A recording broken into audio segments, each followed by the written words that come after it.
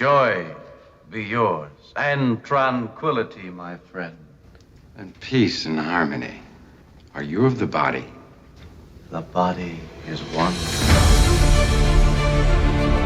Joy be with you, friends, and peace and contentment will fill you for a brand new episode of Enterprise Incidents with Scott and Steve. I'm Scott Mantz. And I'm Steve Morrison. I have been thinking, my head spinning over the ideas in this episode because it is time for Return of the Archons. Return of the Archons. And what I was thinking when I was watching this episode, I thought, I'll bet Steve Morris has a whole lot to say about this one. Am I right? You are 100% right. I have a lot to say. In fact, I probably have too much to say, and I'm trying to figure out what to cut. Well, don't worry about editing yourself, because that is what we love about Enterprise Incidents, is that we can really get into it. Nowhere else can you find a better, deeper dive on the original series than Enterprise Incidents. And everyone listening, thank you so very, very much for your support and for the feedback we've been getting and for the reviews that you've been posting on Apple Podcasts. We're really curious to hear what you think after this particular deep dive, because this is going to be the Enterprise Incidents equivalent of festival, because we are really going to get into it. So is it going to get violent and scary in here? Is that what you're saying? It may just happen. Oh my God. It may just happen. But my question for you, Steve, is a question that we always start off on Enterprise Incidents. What do you think of this episode the first time you saw it? And what do you think of it now? I've always liked this episode. I think it's a really good episode. I think it's a classic sort of Star Trek theme of going to the planet and fixing it. And it has so many classic Star Trek elements. I also have always found this episode somewhat mysterious and genuinely scary. And it's so funny because we talked about how Charlie X was scary. Mm-hmm. This is scary to me in an entirely different way. You know, like, because the mind control, zombie, violent festival stuff is one where I continue to go, well, what's going on? Like, what is happening inside these people's minds? And one of the things, you said, I'm sure Steve has some ideas. Well, one of the big things I want to do throughout is to try to deduce from what we know, what's really going on this planet and how did they get here? Yeah. And so there's a lot of clues that I think are really interesting to explore. Well, that when I was watching this episode again recently, it's amazing. Like, so far this is the 23rd episode that we're filming of Enterprise Incidents. And because of the way our conversations have changed virtually every single episode that we've covered so far, that definitely was the case while I was rewatching it.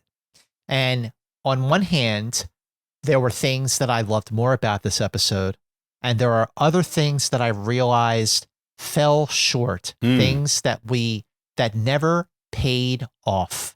So we're going to get into all that, but I have an interesting story about the first time I saw Return of the Archons, because like when I was watching Star Trek every night at 7:00 on WPHL Channel 17 in Philadelphia, I didn't realize it at the time, but I was watching it in production order. They aired it in production order, and they also, more importantly, aired the unedited versions of the episodes. They were not stripped for syndication. Now, the drawback was that they were showing the actual film reels, so they were not sharp. The colors were kind of faded. Right. So you can imagine what it's like for me when I saw Star Trek on DVD and on Blu-ray. Really blew my mind. But there were 3 episodes that were not in that production order rotation, and I didn't realize it until I got the first issue of Starlog. Did you ever collect Starlog? Nope. Okay, well, the first issue of Starlog had an episode guide for Star Trek, because it was supposed to be a Star Trek magazine, but they didn't have the license for it, so they turned it into Starlog, and then it became what I think is still the greatest science fiction magazine of them all, even more than Cinefantastique and Starburst. But so I got the first issue of Starlog, and I had an episode guide. So I was reading the episode guide, and I get to an episode called Return of the Archons, and I read the description, and I thought, I never saw this one. Wow. And there were 2 other episodes that I realized for some reason were not in the rotation. when this Philadelphia station was showing the episodes. The other two were Assignment Earth, and the third one, as I later found out, I was lucky that it was not in the rotation, was And the Children Shall Lead. Oh man, you really scored on that one. It was funny. Like when I finally saw that and it started, I was so excited because I was seeing an episode that I never saw. But then like I realized, oh man, that was a letdown. But the thing with Return of the Archons was that, by the way, might be the only episode of Star Trek that I might actually hate. I'm with you on that. It's not just that it's bad. You know, like we just did Alternative Factor, which is a bad episode of Star Trek. Yeah. But I really hate how And the Children Shall Lead. I hate And the Children Shall Lead, and I hate The Way to Eden. And I actually like Spock's brain.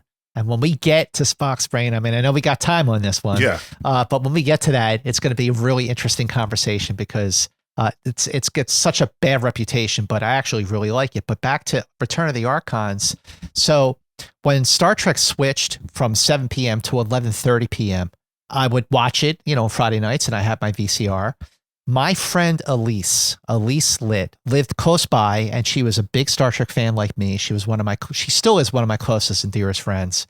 And like sometimes I would hang out with her and I would stay over really, really late, and we would watch Star Trek at 11:30. And then we would watch Star Trek at 12:30 on WPIX in New York. We got a good signal from New York. It was a little grainy, a little fuzzy, but the audio was fine. It was the picture that was a little fuzzy. But one night, we had watched the 11:30 version, and then we switched over to channel 11, and they showed Return of the Archons.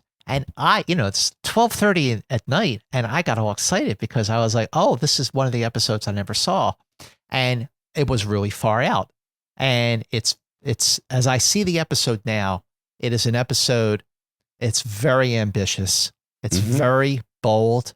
I think the Return of the Archons is a big swing for Star Trek because it is a metaphor for not just one thing, but like a few. Yeah. Okay, and not just communism and Vietnam, but also, technology. Yep. And not having the wisdom to understand technology because technology is progressing faster than we know how to use it.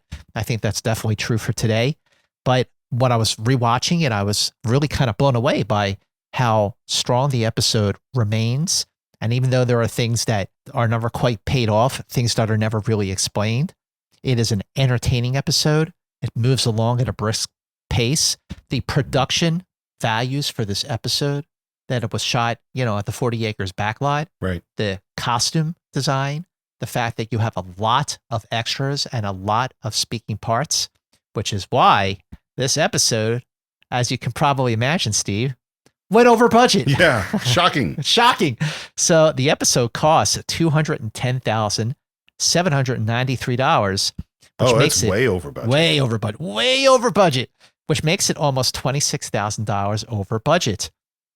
The reason for that is because the price tag, Steve, for the supporting cast alone was $28,395. Wow. Because you had all those speaking parts, all the people on Beta 3. You had people like Lindstrom. And then you have the sets, the dressing, the wardrobe, and the props. The price tag for that exceeded $32,000. You had some phaser beams. They used their phasers a few times in this episode. So the price tag from Film Effects of Hollywood was about $8,000. So fortunately, the score was tracked. But what this episode represents is it was the second of 14 episodes directed by Joseph Pevney. Joseph Pevney tied 14 episodes with Mark Daniels. The teleplay was written by Boris Sobelman. The story was written by Gene Roddenberry. In fact, it was part of Gene Roddenberry's description in his very first one-page pitch from March 11th, 1964, when it was called The Perfect World. On July 20th of 1964, this is 2 years before Star Trek started airing as a regular series, or filming as a regular series, he wrote an outline and changed the title to Paradise HML. And then on July 22nd, he revised his story outline and called it Landru's Paradise. For the next 2 years, that outline basically sat in a shelf. And then Boris Sobelman came on with his story outline dated August 18th, 1966. This is now 2 years later. And it was called The Return of the Archons. Gene Kuhn did a revised outline. Then Boris Sobelman did a second draft teleplay. Then Stephen Karabatsis came in and did a polish on November 11th. Then Gene Kuhn did a polish on November 10th. And then Gene Roddenberry did a revised final draft teleplay polish dated November 29th, 1966. And because Gene Roddenberry wrote the story, it's interesting to note that The Return of the Archons was nominated for a Writers Guild Award for Best Screenplay 1 hour drama. Now, like me, you're probably thinking, Return of the Archons nominated for a Writers Guild? What about Balance of Terror? Right. Sitting on the Edge of Forever? Well, Return of the Archons was the only Star Trek script that Roddenberry sent the Writers Guild for consideration. So there you go. That's why it was not. It wasn't like something like Sitting on the Edge of Forever. But I just think that this episode is bizarre. I mean, it's trippy. It's eerie, I guess, is the word I'm looking for. Especially when it turns into festival and it turns back and everybody's content again. It is a strange thing to watch. But I think that when it comes to the concept of a manufactured paradise where a society is in an arrested development, I think that's something we saw later in the second season with the apple. But this is definitely one that resonates for the late 60s, and I think it also resonates for the 21st century. I agree. And I think one of the things I want to do as we go along is there's going to be a lot of civilizations we're going to come in contact with, and a bunch of them Kirk is going to mess up. And one of the questions I want to ask continually is, was this one a good one? Was Kirk right to mess it up? And how do they rank? Like, where would you most want to live? Would you want to live on Landru's planet or on the planet with the apple or this side of paradise? And I have some strong opinions about some of them that might not be the same as Kirk's opinions. Would you like to know a little bit about what was going on in the world when this was shot? I want to know everything. What was going on? Well, what's weird is we have said every single week that we've done this show how unbelievably complicated the world was at this time, and how in every week there were these huge events. And I will say, for whatever reason, the week of December 6th through the December 14th of 1966, there was the least stuff going on we've had so far on the show. Yes, there was continuing fighting in Vietnam, including the largest friendly fire incident of the U.S. military, where 11 American soldiers were killed. And there was also an assassination in Vietnam. The very first geosynchronous satellite was launched. It was the ATS. And for those of you who don't know, a geosynchronous satellite, and this was, I believe, and I didn't go back and check, but my memory is the whole idea for this came from Arthur C. Clarke. Is this what is it called? A geosynchronous? Geosynchronous satellite. So what I'm guessing, correct me if I'm wrong, I know you will, is that when you put a satellite in orbit between the Earth and the moon, where the gravitational pull of the Earth and the moon cancel each other out? No. What it is that basically when you put something in an orbit, the higher it is, I believe, the slower it has to go in order to maintain its orbit. The lower it is, the faster it has to go. There's a certain set of positions where it is at a position where its speed of orbit is exactly the same speed as the Earth's rotation. And so therefore what you can do is you can put, because it's geosynchronous, is you can put a satellite directly above New York City and it will always be above New York City. Oh, okay. And this is hugely important for GPS. It's hugely important for any kind of cellular communication, satellite communications. Anytime we're bouncing things off satellites, they're in geosynchronous orbit. And my understanding today, and again, I didn't do more research on this to back this up, but is that there's really limited real estate because it's just this one swath of space where you can do this. And so there's some satellites that are up there that are now obsolete. And so, but they're in the way. And so figuring out how we can get more geosynchronous orbit space, because it's so valuable. And this was the very first one. Oh, interesting. Wow. The other thing that happened is that Eldridge Cleaver was paroled from prison on December 12th, 1966. And he very, very soon after he got out of prison became the main spokesperson for the Black Panther Party. And that is it. That's all I have for what was going on in the world at the time. Well, at that time, by the way, while this episode was being filmed, another reason why it went over budget is that they had 6 days to shoot these episodes. And because of the very complex production of this particular episode, it did go a day over budget, even though Joseph Pepney is obviously one of the very best directors that Star Trek ever had the honor to work with. It was the 23rd episode to film, and it filmed over a 7-day, 7 production days between December 6th and December 14th. So while it was a 23rd episode to film, it was actually the 21st episode to air, which it did on February 9th, 1967, which was the 3rd anniversary of the Beatles' appearance on The Ed Sullivan Show. Nice, nice. Bringing your two greatest loves together. Absolutely. Star Trek and the Beatles. Shall we get into the show? Oh, this is going to be a doozy. Yes, let's go. The teaser, I'm continually amazed at how many different ways Star Trek figures out how to start the show. And in this case, first of all, we're right in the middle of an action sequence. We have no idea what's going on. We're on these streets, we're being chased. And not only that, but we're in a world that looks like 19th century Earth. And yet there's even this weirder part when you observe it more closely that Sulu and O'Neill are two Star Trek guys who are there. They're not dressed the same as the people that are chasing them. They're dressed almost like colonial times. And the people chasing them are sort of mid 1800s, it looks like. And it's immediately real scary. O'Neill, we've got to keep going. Come on, get up. I love the way this episode starts. In fact, I remember vividly when this episode came on at 12:30. And it didn't start with the Enterprise in orbit. It didn't start with the landing party beaming down. It didn't start on the bridge. It started with Kirk and O'Neill running. And by the way, O'Neill, if that character seems familiar, you're going to see him again in the Tholian Web. He was the transporter chief in the Tholian Web, played by Sean Morgan. But Stan Robertson was the NBC, basically executive who approved and gave notes to Desilu and Gene Roddenberry and Gene Kuhn and Bob Justman and Dorothy Fontana. It was like his mandate. Like what he loved was trying to do episodes that did not start on the Enterprise. He wanted episodes to be different. He wanted to start episodes differently. And he loved it. It was his idea, from our last conversation on Tomorrow's Yesterday, to start that at an Air Force base. Right. So now the next episode that they filmed is Sulu and O'Neill running, and you're already on Beta 3. Like you said, they're in the middle of an action scene, and it grabs you right away. And Stan Robertson loved that. There's something I learned listening to an interview with Lin-Manuel Miranda that totally relates to this, which is that Lin-Manuel Miranda, obviously great composer of Hamilton, he is being mentored essentially by Stephen Sondheim, one of the great composers of all time.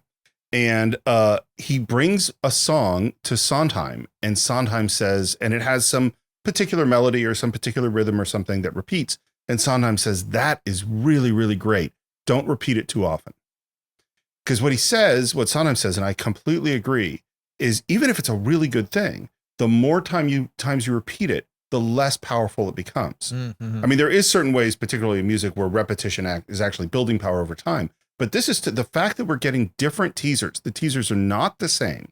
They all feel different, gives each of them a unique power. So what's the NBC executive's name? Stan Robertson. I'm 100% on team Stan Robertson. Frequently, I find myself against executives because I think they can be the enemy of the creative process sometimes. But in this case, Stan, right on. Yeah. And what we hear is that the captain had given some orders to find some clue about something. So they don't quite want to beam up, but they are getting surrounded and chased, and there are these guys in robes coming after them, and it is scary. Yeah. And Sulu calls up to the Enterprise for an emergency beam up. We've got to make a run for it. We can't just stand here.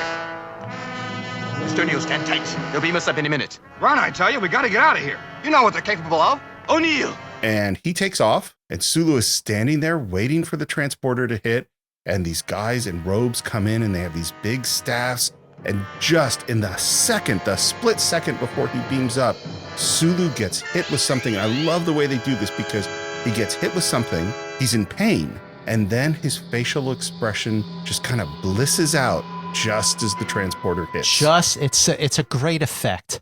Like this is a great example of a teaser that just works perfectly. I absolutely agree with you. There's something scary and creepy about the way the lawgivers, with their robes covering their faces, and our landing party of Sulu and O'Neill, they're not wearing their Starfleet uniforms. They're wearing the costumes of the garb of the time to fit in. And this expedition obviously did not go well.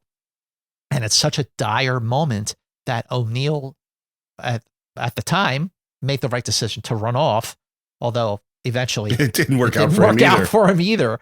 But so when Sulu beams aboard the Enterprise, as soon as he materializes on the platform, he's got this smile, and Kirk and McCoy and Lindstrom.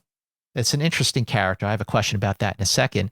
Something is definitely way off the moment Sulu beams on. Sulu, what is it? Where's Lieutenant O'Neill? What? Who? Lieutenant O'Neill, where is he? You're not of the body. What's interesting, and this is one of the key questions, and I actually don't think the show is consistent in this, is one of the key questions I have is how much of Sulu is there?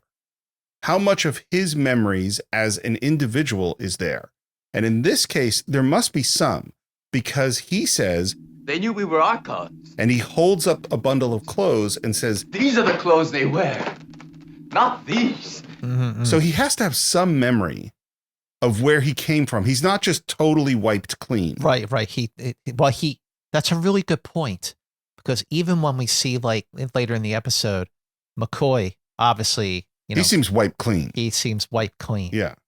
Like he doesn't even know who Captain Kirk is. And he definitely doesn't know who Spock is. And if you should know, if he should know who anybody is, it should be Spock, because he looks so different. But the thing that interested me, in addition to the way that Sulu beams aboard, is that there are a lot of people in the transporter room, and the camera clearly focuses on a character wearing a blue shirt, a medical shirt, and the character's name is Lindstrom. And the way that we see this character played out through the episode, and this is something that I definitely picked up even more so watching it recently, I feel like there was more to this character than we eventually see. I feel like things were cut, and they were, and I'll get to that in a minute. But this character, who's played by Christopher Carl Held, he was actually married to Sarah Marshall, who played Dr. Janice Wallace in The Deadly Years. Oh, and maybe she's the blonde lab technician. I don't know. But anyway, he would visit her on the set, and Held was, he had recurring roles on TV shows like Perry Mason and Falcon Crest, The Outer Limits, The Invaders, and Charlie's Angels. And what I discovered was that at one point along the evolution from outline to final draft teleplay, Lindstrom, the character, was going to fall in love. I literally was going to say, can I take a guess? My guess is he would fall in love with Tula, or whatever her name is. Yeah, maybe it was Tula. I mean, it certainly seems like, because he's no protective other of her. And, yes. Yeah. But for whatever reason, that was cut. But the character, I still thought that he stood out, for better or worse. But anyway, so yeah, Lindstrom, one shot character in this episode, and again, a lot going on in the transporter room during this teaser. Absolutely. And Sulu is saying, as he's describing the world, he says, "You're wonderful. You're the sweetest, friendliest people in the universe. It's paradise, my friend." And then he repeats, "Paradise. Lieutenant O'Neill, where is he? Paradise. Paradise." Wow, that's a grabber. One of the other questions I have, by the way, is it paradise? Well, are they really experiencing the emotions they say they're experiencing, or are they being controlled? Well, this is a question that we see answered by the end of the episode, or at least we see Kirk's version of the answer come at the end of the episode. Right. And it is something that Kirk really has a thing against paradise, when paradise is not does not happen organically. It's almost like he has some kind of syndrome about paradise. Yeah. I mean, but we'll get to all that. But when we come back for Act 1, we are now back on of the 40 acres backlot in Culver City, Desilu's 40 acres, the same place that they filmed Miri and that they will film coming up, City on the Edge of Forever. It's one thing, by the way, that I am just, as I've said many times, impressed with the show's cheapness. And I mean that in a completely sincere way. And one of the brilliant things about the idea of parallel worlds that Gene Roddenberry introduces meant that when they needed to get costumes for this episode, they just went to costume storage, and looked around and they found some stuff because these costumes were probably worn on Gunsmoke and Bonanza and a whole bunch of other stuff. Well, it was deliberate and was part of the Star Trek Bible that they would explore like parallel worlds so they could make use of contemporary sets and costumes, and it would save the show a lot of money. Whereas you think of every Star Trek and science fiction series from this point forward, if we go to another world, well, we have to invent a new species with new makeup and new clothes, new architecture, everything has to be new. And this is like, no, everybody kind of looks human. It's going to be kind of the same. But it was actually Bob Justman, Robert H. Justman, the associate producer, was already expressing concerns that about I think we're seeing a little too much with the parallel Earth situation. And all I could think about when I was reading about that was wait till you get to the second season. Yeah. Planet of the Romans, Planet of the Gangsters, Planet of the Nazis. But right now we are down on the planet, and we hear just a little bit that part of why they were here was to find out what happened to some starship that called the Archon that disappeared 100 years ago. And they're all in clothes that now match the clothes of the people down there. Spock, of course, has a hood over his head so we can't see the ears. And everybody walking by has expressions on their face like Sulu, just blissed out. And they are walking in unison. If you notice, each step they take, they're all taking the same step at the same time. And that effect was achieved because they walked to pre-recorded drum beats. And smart. Those drum beats were muted in post-production. That is very, very smart. You know what it reminded me of, by the way, is WandaVision. Is that the town in WandaVision, and in that case, they're being controlled. But the fact that they are all walking in unison, that is control. You know what I mean? I never even thought about that, but you're right. That the town in WandaVision is Beta 3. Yeah. With Wanda as Landru. Yeah. Well, and there's even a dead artificial intelligence in WandaVision who is part of the whole thing. Oh my gosh. You just connected the original Star Trek to the MCU. My mind is blown. It just occurred to me just as we've been talking. And people, there's a very specific way that people see each other. They put their hand to their chest, a small bow, and joy to you, my friend, peace and tranquility. And Kirk's like, yeah, joy to you too. So this is interesting. We are now hearing about. Come for the festival, ya? Yes. But you'll have to hurry. It's almost the red hour. So festival and red hour, we're being introduced organically to a couple of very, very big, crucial elements of the return of the Archons. Elements that, while effective while they're being played out, are not paid off.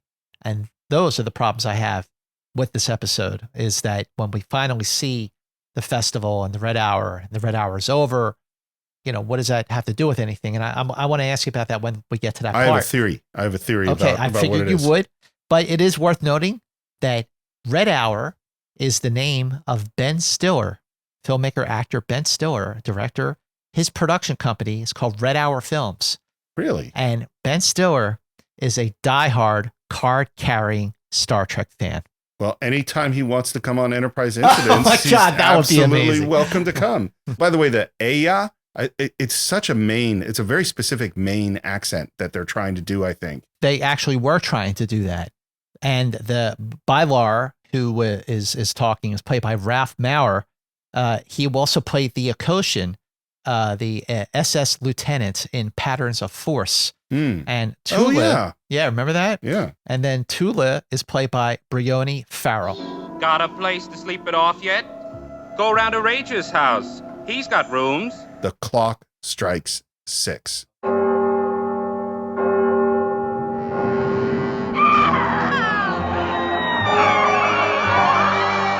What is your take when the clock strikes 6? The first thing we see is Tula, who's all prissied up, wearing a hat, wearing her period clothing. She just rips off the hat, screams like crazy. Everybody screams like crazy. People are throwing stones through windows. You see something hit Lindstrom on the head. I mean, it's a violent moment. This is where it's genuinely scary. And so, well, here's my first question is, are the things that they're doing, the violence, the attacks, and it seems as if there's going to be rape and there's going to be every bad thing inside people is going to come out. Do you think this is coming from within them? Or do you think this is Landru creating these emotions within them? Okay, well, I think it is absolutely the influence of Landru because they are of the body. It's like a collective. It's like the Borg, if you want to, draw a parallel to the next generation. So they are not individuals. And that's where the allegory comes in for the body. Are you of the body?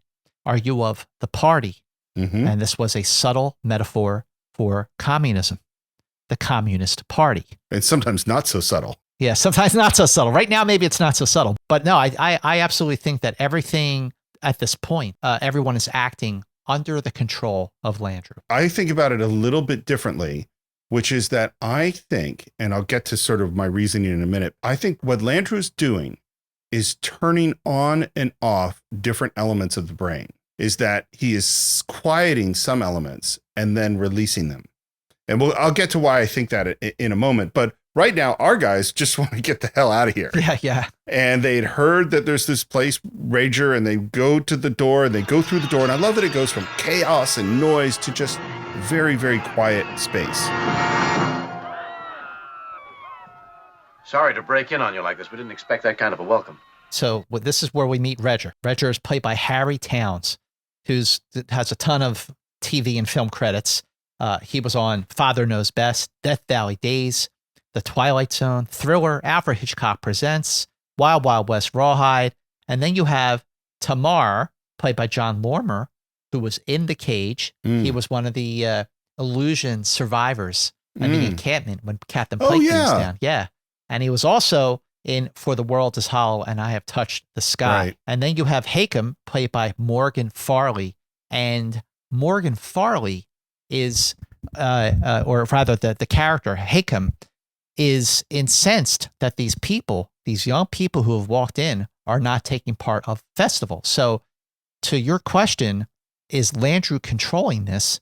Like, why isn't this old guy, Hakem, out there partying like crazy if he's of the body? So I had one theory about this. Then I kind of decided maybe this theory doesn't work because there's something that's said later on about Rager. But the theory I had was that when you first get absorbed, it's the control is really strong, which is why McCoy is just gone. Yeah. And maybe the reason that Sulu is less gone and has some memory of who he was is that he's farther away. Because I also think that there's a Wi-Fi connection here. Landru is able to send messages to people and get them to do stuff. So there is some sort of wireless telepathic communication thing. And maybe there's an inverse square law where as Sulu's way out in orbit, it's not as strong on him. But when you first get absorbed and you're a young person, it is super strong. And then over time, as you grow older, it's a little bit less strong and you have a little bit more freedom. But by that time, you're so indoctrinated into the thing that it's extremely difficult to resist. But later on, they do say that Rager is born able, that he's immune somehow. Well, and the other thing I think there's a reason why we have Festival and Red Hour. There's a reason that it's built into Landru's system.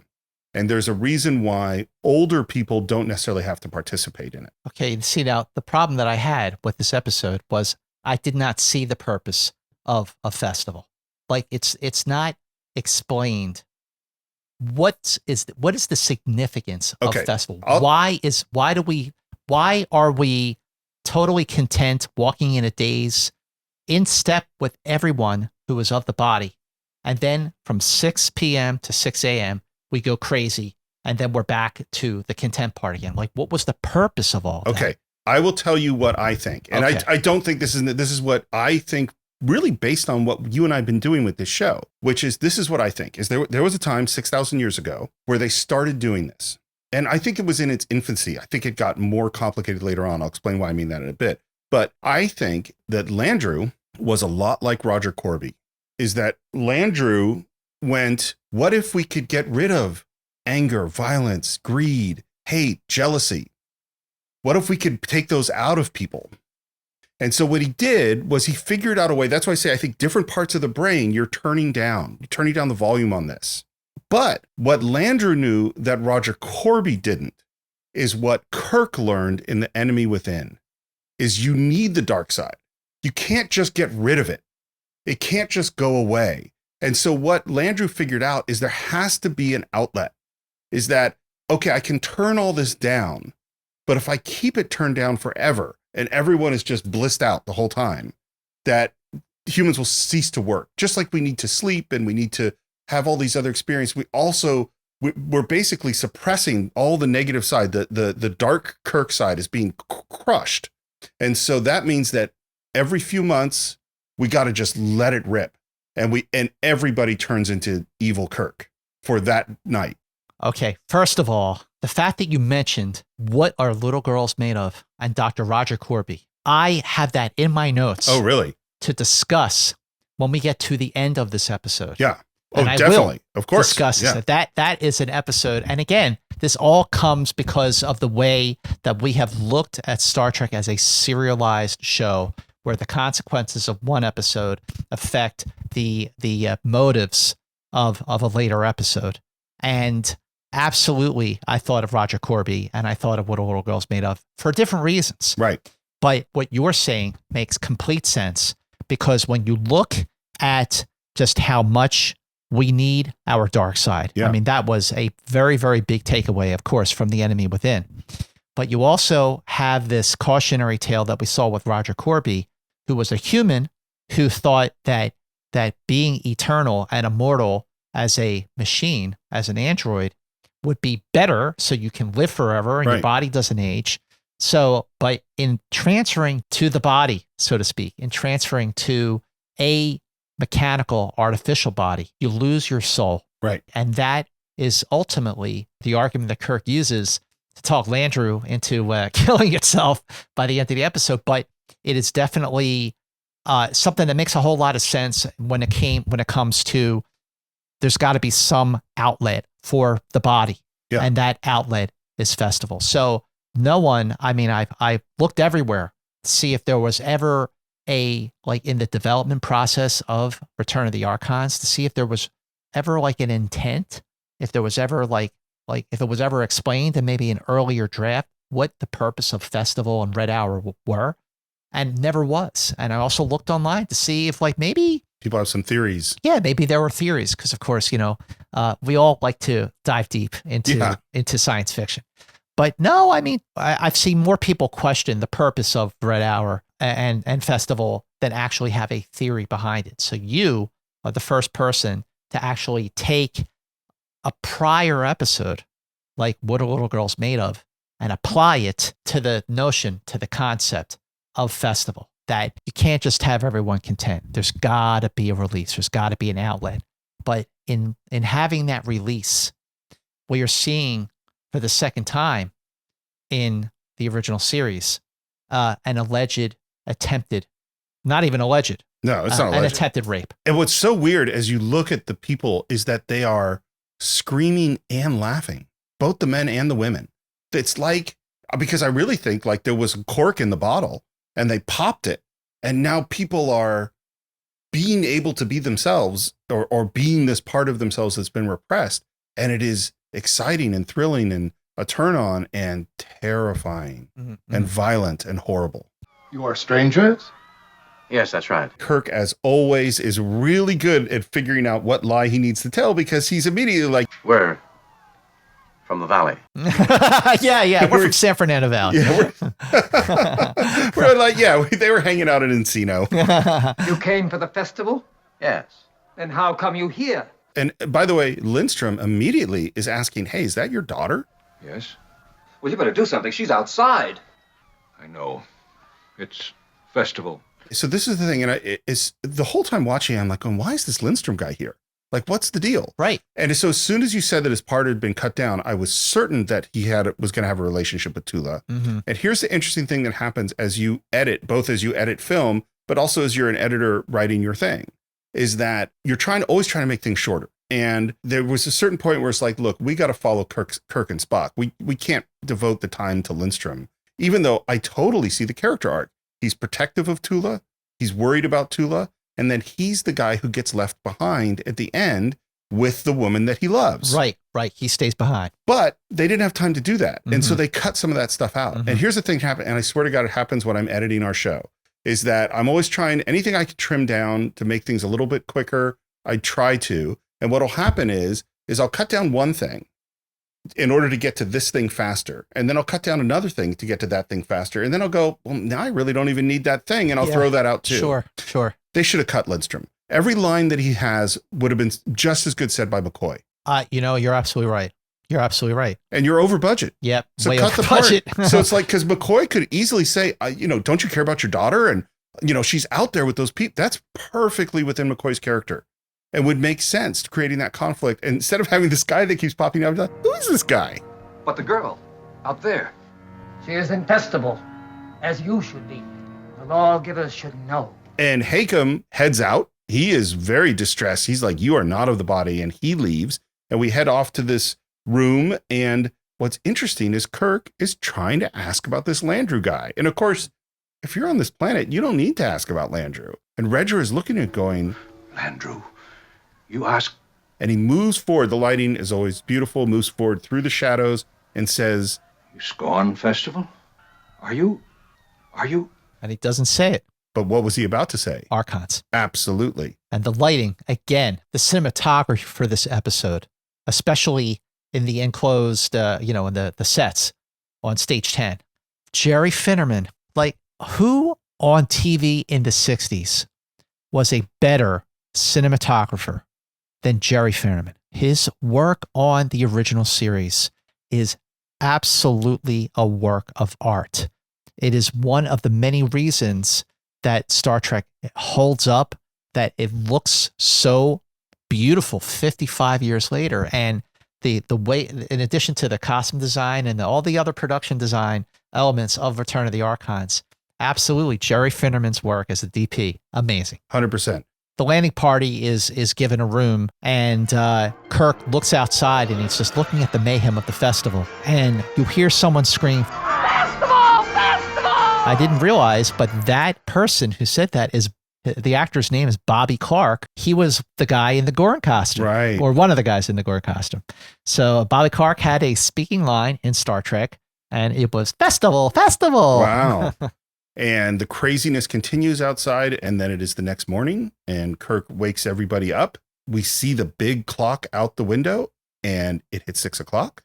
And all of the people who are acting crazy and breaking things and doing horrible stuff stop, put down their rocks, and go back to walking. It's an eerie moment. It's a great moment. It gives it such an impact, even though up until about a few moments ago, I just really felt like, well, what was the purpose of all of that?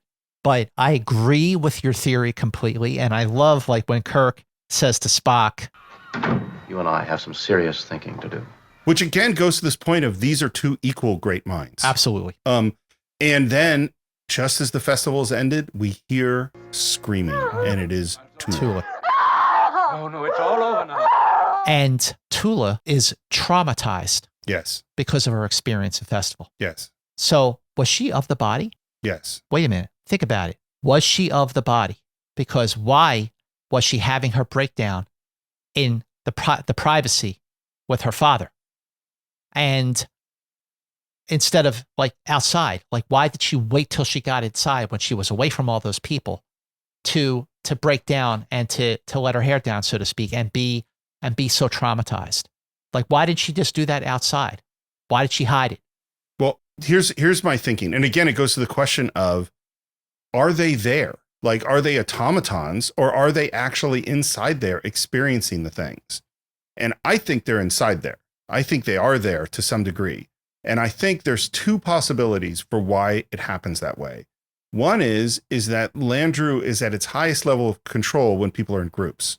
And then when people are in private, there's less levels of control. Mhm, But I mhm. also think she's Redger's daughter who Mhm. has a natural resistance to this stuff. Well, then you would just answer my question, because Redger was immune. Okay, I mean they established that later. He was immune to absorption. So this is Redger's daughter, Tula. Yes. So I think that she was also immune to absorption, and she was faking it. Yep. So she was not of the body. Because she couldn't not go outside and get raped. Well, she had to go because outside. she had to. Right. Otherwise, they would know. But she played along with it because otherwise they would kill her, basically. I mean, because it's never established whether or not she actually is of the body or not. But I think, especially now, through the course of this conversation, it's hitting me that Tula was not of the body because she was traumatized for basically being raped. But here's the other thing about it is, in my opinion, of course, we don't know, and we're already speculating well beyond the show. But in my opinion, every single person who experienced Red Hour feels it inside what has happened to them. They're just not showing it because it's all being repressed. But if they're of the body, like the rest of that population, when they went back to being content again, presumably there were other women who were raped too. But I think that the women who were of the body, I don't think that they had that traumatized reaction when when the festival was over. I don't think they did either, but I think it's there, repressed. Repressed. Right. I agree with you. Yeah. Repressed. Are you Archons? What if we are? And what's so great? So Kirk could say, no, we're from the Star. I'm Captain Kirk from the Starship, but he doesn't. Mhm, And mhm. you know, one of the great tests in all of strange science fiction is in Ghostbusters. When someone asks if you're a god, you say yes. Kirk would pass that test. Yeah. There's no reason for him to say, he didn't say we are Archons, but he's leaving the possibility open because that gives him more options. Right. He didn't say yes. He didn't say no. You're right. He did say, I'm Captain Kirk of the Starship Enterprise. He goes, what if we are? It is the perfect cover. Yeah. Because he's not blowing his cover. Exactly. And at this point, Redger's like, oh, we got to hide these guys. And right as he's thinking we got to hide these guys, the door opens and in comes Haken with the lawgivers. The lawgivers. And one of those lawgivers was played by Sid Haig. And the voiceover for the lawgiver, Walter Edmondson. And I love that image of the lawgivers again. So William Ware Theis, Bill Theis, he was the costume designer.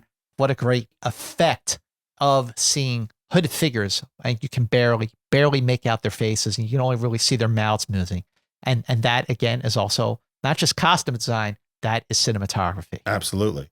And it's cheap. It's cheap, yes. And Tamar, our other guy, is trying to settle all this down. It's all just a joke. It's not a big deal.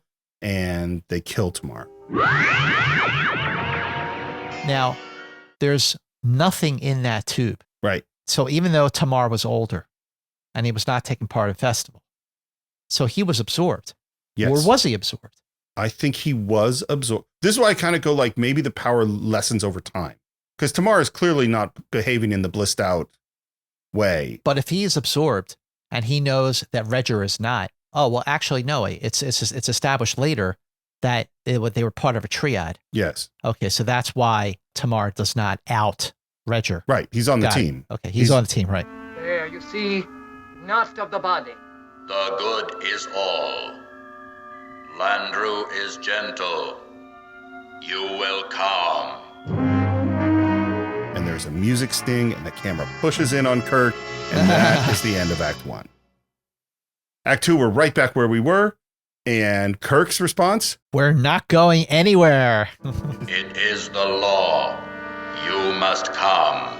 I said we're not going anywhere. And the two guys in cloaks, they kind of turn to each other. Evidently, they're not prepared to deal with outright disobedience. How did you know? And again, this goes to the point of Kirk's brain is right up there with Spock's brain. Everything we've seen here so far seems to indicate some sort of compulsive, involuntary stimulus to action. Your analysis seems logical. And Kirk finally tells the lawgivers, you tell Landru that we'll speak to him.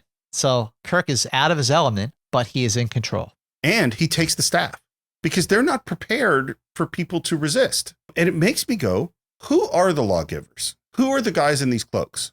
Are they always lawgivers?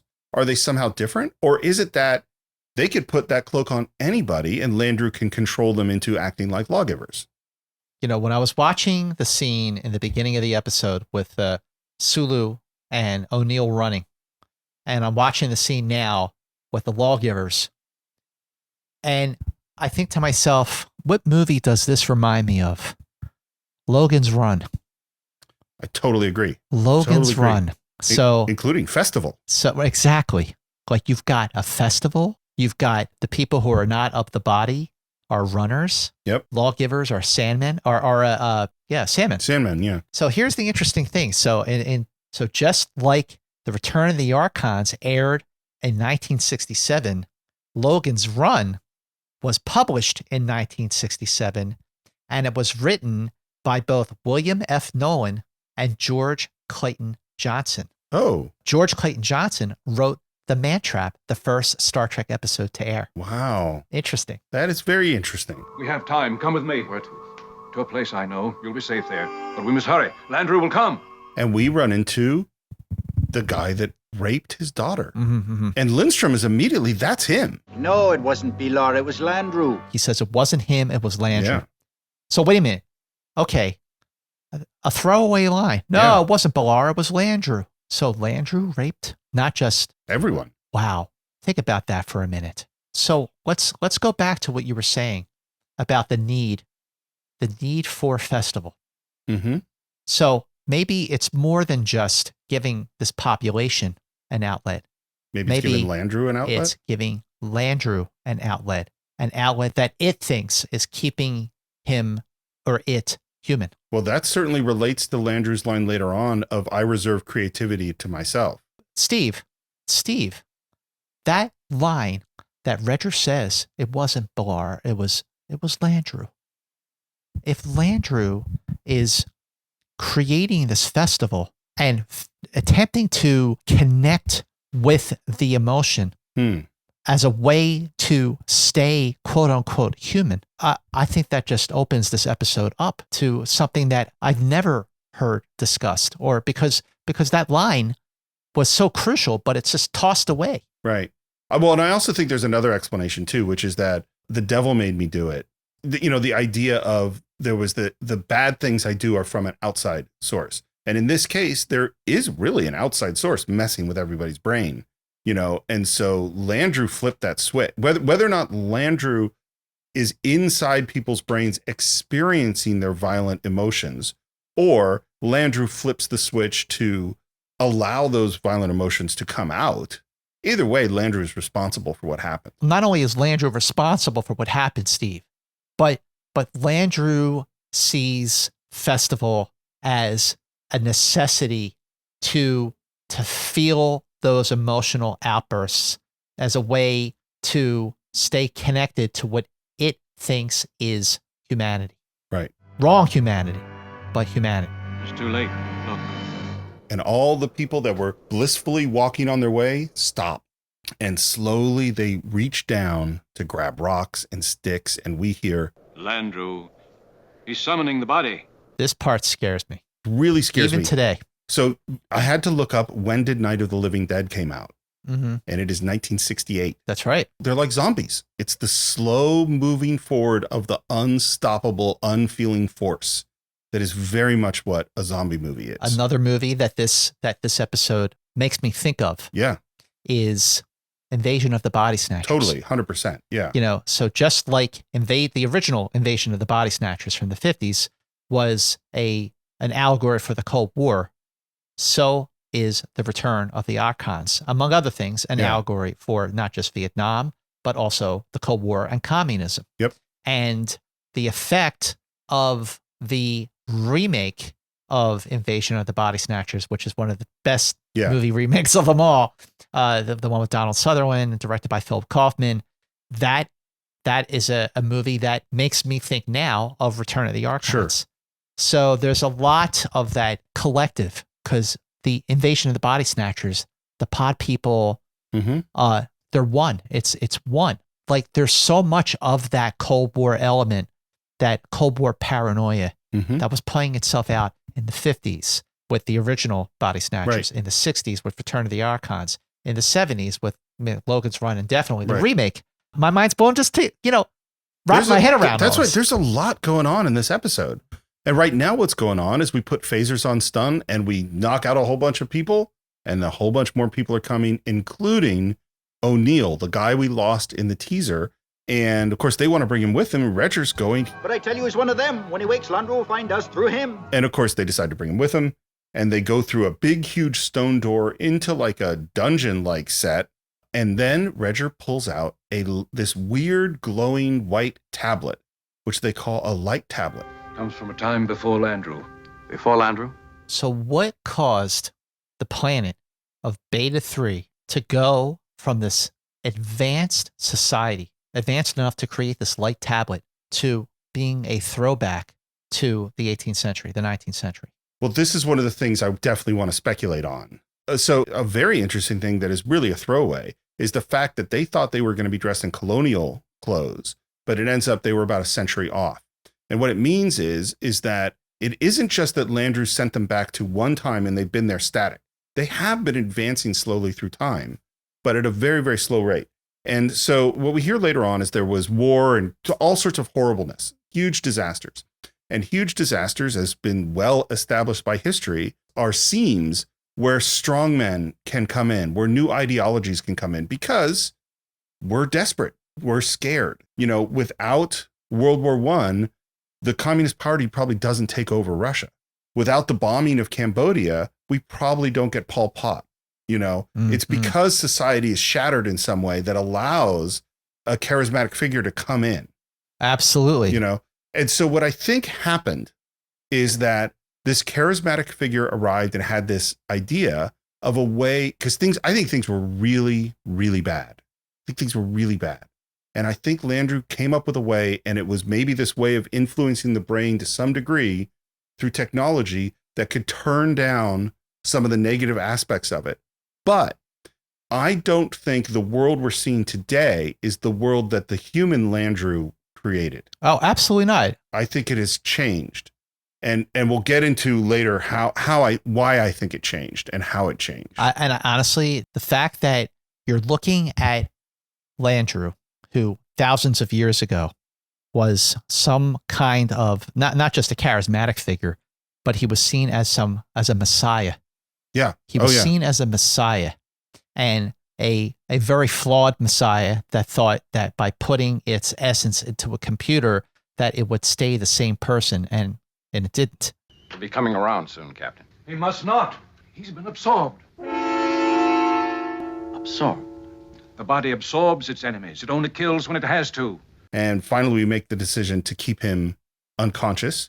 We hear that the Archons, when they showed up, were out of control and opposing the will of Landru, and that's why they had to get shut down. And we hear that Roger is part of some kind of resistance that are one of three, and Tamar was one, and there's a third guy, and even Roger doesn't know who that third person is. We'll find out soon. But the other thing we find out is that Archon, the starship, was pulled down from the sky. And Kirk right away flips open his communicator, and we see Scotty on the bridge. And by the way, this is the first time that we have seen Scotty in command of the Enterprise. Captain, we're under attack. There are heat beams of some kind coming up from the planet's surface. Status report. Our shields are holding, but they're taking all our power. If we try to warp out or even move on impulse engines, we'll lose our shields and we'll burn up like a cinder. So now, on top of trying to figure out who is Landru, what's going on, what's Festival, what's Red Hour, what happened to the Archons, now this has turned into a race against time to figure all this out before the Force pulls the Enterprise into the atmosphere. Now, just like we talked about the Apple being a manufactured paradise, that was also an episode where Val was pulling the Enterprise down from the sky, and Scotty was in command, and he lost his job because he couldn't figure out how to get the Enterprise out of there. By the way, Uhura is in the shot, and she's in the shot the other time we talked to Scotty, and she has basically nothing to do except look concerned.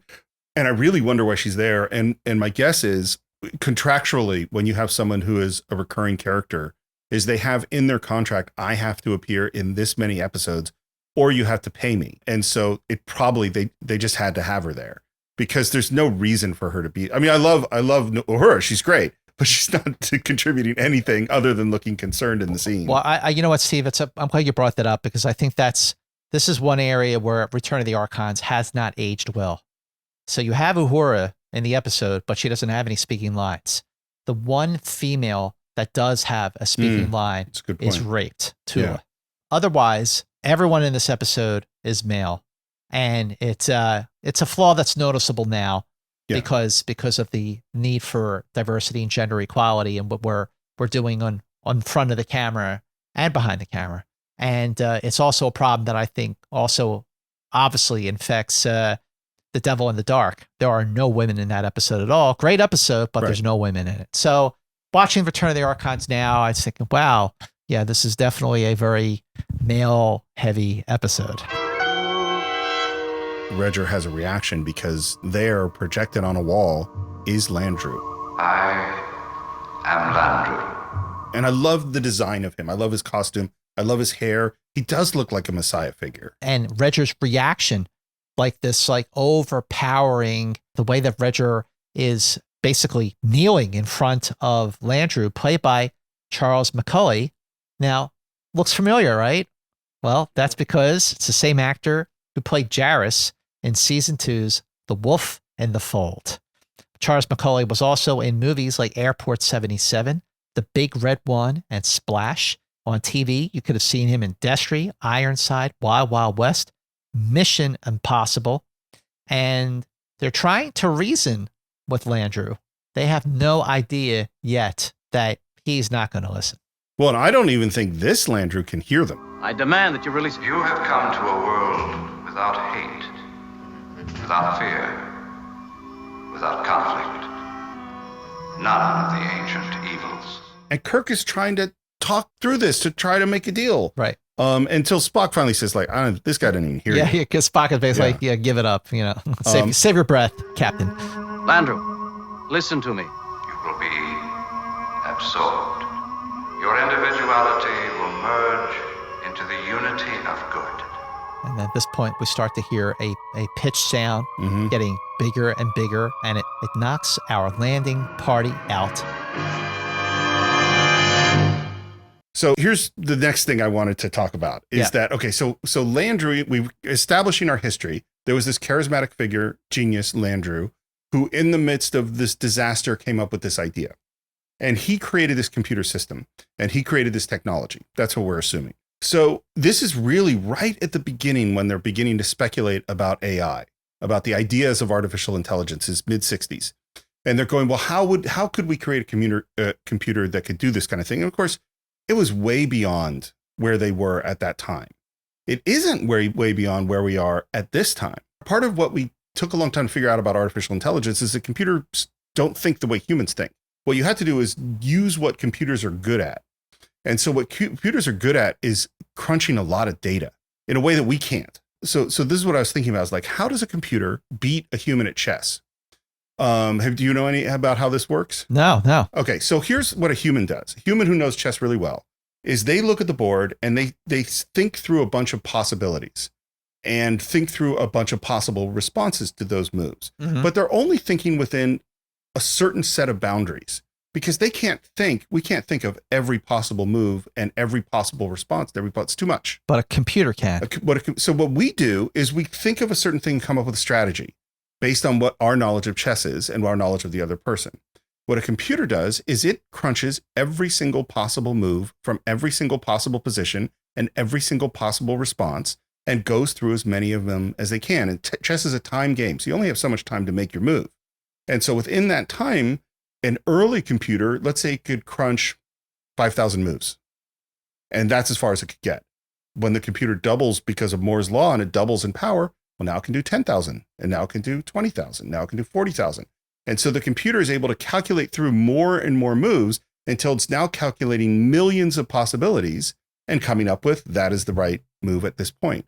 And when the finally Big Blue, the IBM computer, beat Garry Kasparov, it was because it was fast enough that it could calculate enough moves. And that's 20 years ago. So now it's so far beyond us. There's no way because it literally can see the whole game. And so what computers do is that they crunch data.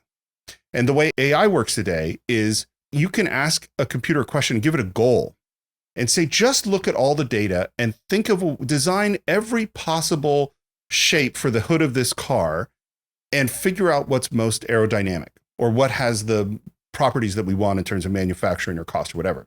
Now, a human would think of what they know about the world and they would do that and follow that. A computer will just try everything. It'll try every possible combination of everything, and whatever works, it will come up with a thing that we couldn't have come up with. So you send the AI on a mission. And I think what happened with Landru is that he created an AI, and the mission was maximize human happiness, minimize human pain. And he created technology where the AI could mess with people's brains and could suppress certain things or help express other things. And it just kept messing with people's brains and seeing where they were most blissed out. And this is over 6,000 years where it got to. Oh, interesting. Yeah. One of the theories when people talk about how could AI mess us up is one of them is called, I think they usually call it is the paperclip problem. And the paperclip problem is that I have a paperclip company. I want to manufacture paperclips. And I say to the AI, figure out how to manufacture the most paperclips at the least cost. And I only give it that goal. And therefore, it figures out what I need to do is destroy the whole planet in order to get all the metal I need, because all I want to do is build paperclips. And so that it actually wipes out the Earth, but it builds a ton of paperclips. The instructions that were given to Landru were like, build all the paperclips you can. Maximize joy and bliss, minimize pain. But then you have the Enterprise crew come in and they are illogical. Mm-hmm. And I mean, that's why Kirk was able to beat Spock at chess. So Spock programmed the Enterprise computer. Mm-hmm. So when Spock plays the Enterprise computer, except for in Court Martial, where the computer was compromised, Spock can only achieve a draw with the computer. But Kirk has been able to beat Spock at chess regularly.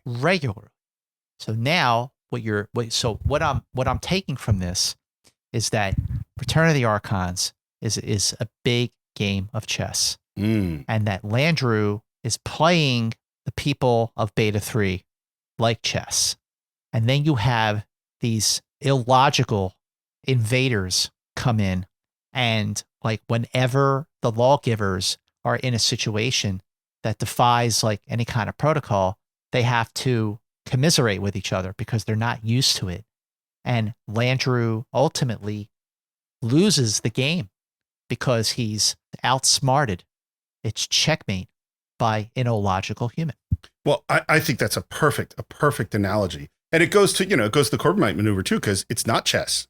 Poker. It's poker. Well, and poker is a much harder game for the computer. Actually, I don't know if that's true. My assumption is poker is a harder game for the computer to win than it is at chess. Because chess, it's just crunching the numbers. Whereas poker is a lot about playing the person. What are they thinking? Bluff. Yeah. Can't bluff in chess. Yeah. It's Act 3 and Kirk wakes up. It is weird to me that it seems like they're in the same location. It's always bothered cell, me. Right? Yeah. And by the way, that cell looks familiar because it will be used in Errand of Mercy and also in Catspaw. Is it? It also wonder. It feels like it's other places too. I feel like we've seen this a lot. Yeah. Because you just go down to the set house and you grab a couple of flats and this is your set. It's always funny that Kirk is the last person to get knocked out in all of these things, and the first person to wake up because he's Kirk. He's the captain. They realize that their weapons and communicators are gone, and they realize that Dr. McCoy is gone. Let's think of a way to get out of here. What about the lawgiver's inability to cope with the unexpected? Shouldn't depend on that happening again, Captain. A society as well organized as this one seems to be, I cannot conceive of such an oversight going uncorrected. Which, of course, is going to turn out to be true. Mm-hmm. Interesting, however. Their reaction to your defiance was remarkably similar to the reaction of a computer when fed insufficient or contradictory data. This is the key. That goes exactly in what we were just talking about. And in comes the lawgivers with McCoy. Hello, friend. We were told to wait here. So McCoy is now absorbed. Yep. He has been absorbed. He has been changed. And this is very similar to what we will see happen in Catspaw when he is taken by Sylvia and Karov, Mhm. and he comes back and he's basically been absorbed Yeah. in that one too. And Kirk is real frustrated and is basically shaking him, trying to get him to remember who he is and to bring him back. And it is no good. And then the lawgivers come in and they point at Kirk. Come. And Kirk says, No. no.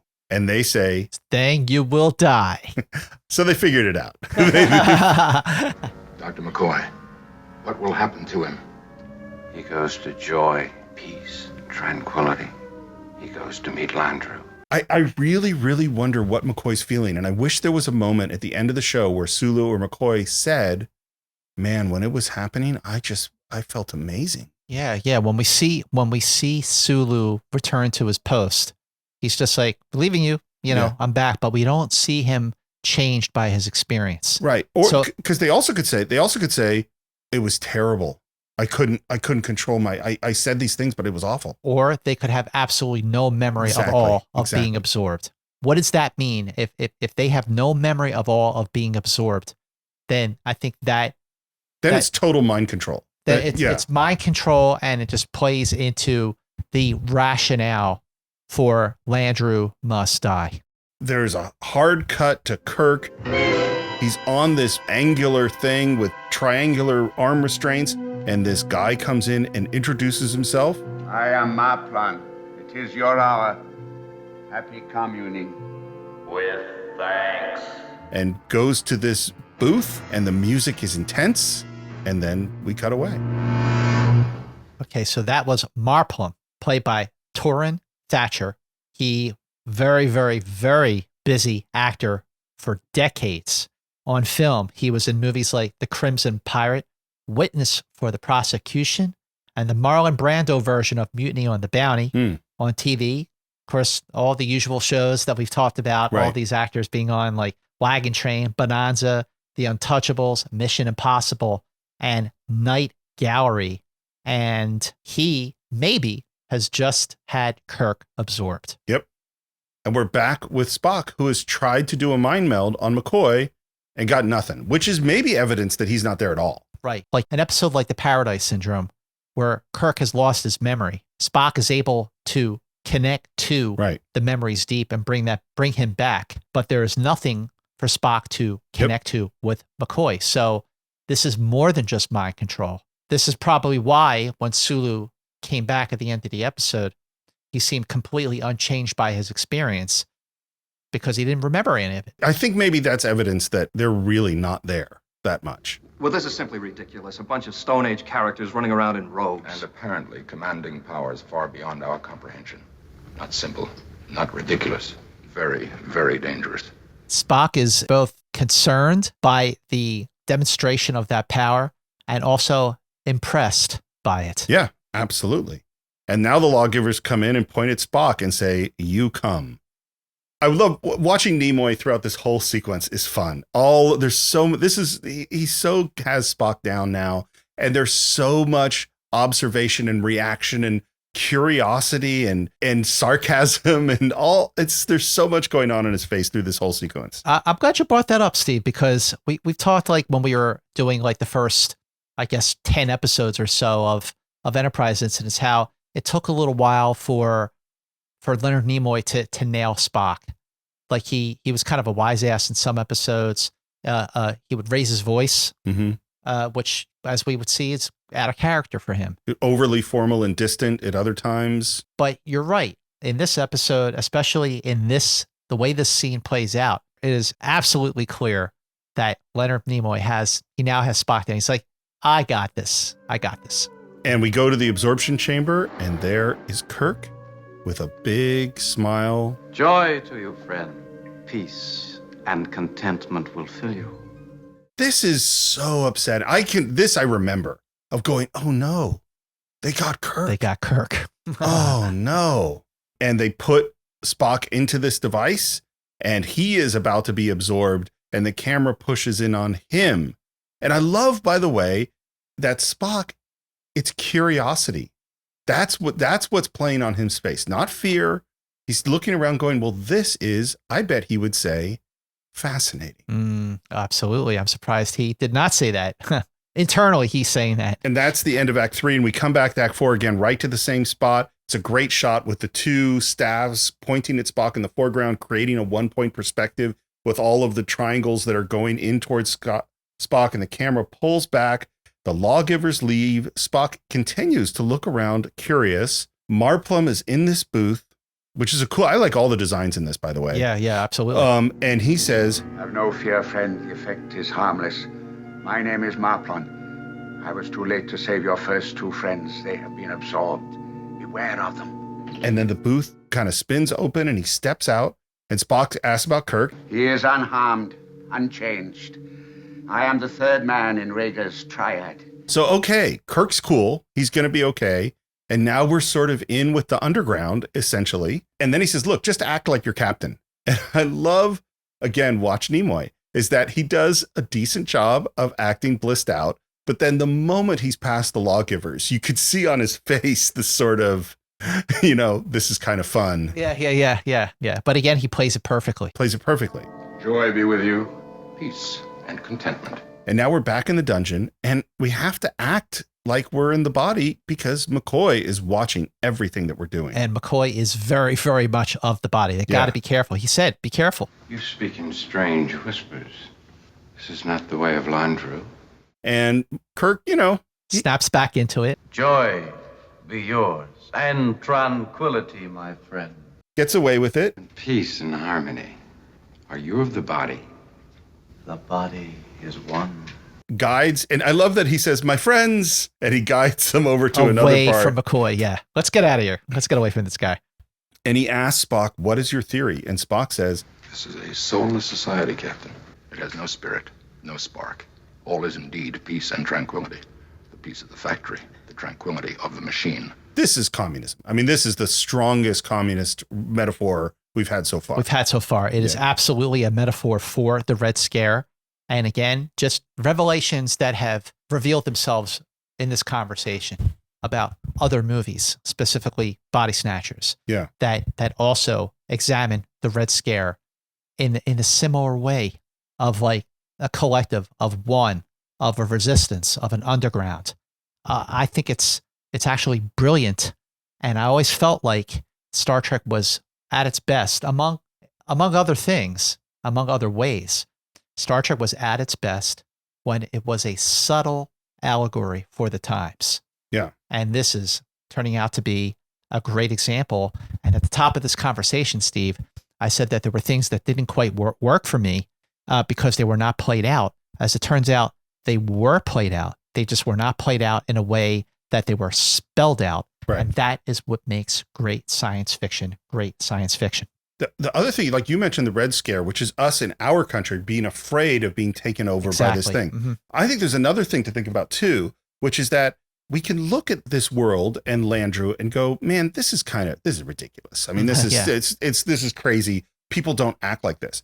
But what it made me think of was some of the stuff that happened under Stalin in the 20s and 30s and under Mao in the 50s and early 60s, which is Stalin's agricultural projects and Mao's Great Leap Forward, also mostly agricultural projects, were all basically applying these communistic ideals and forcing a society to change into this manufactured system that totally didn't work.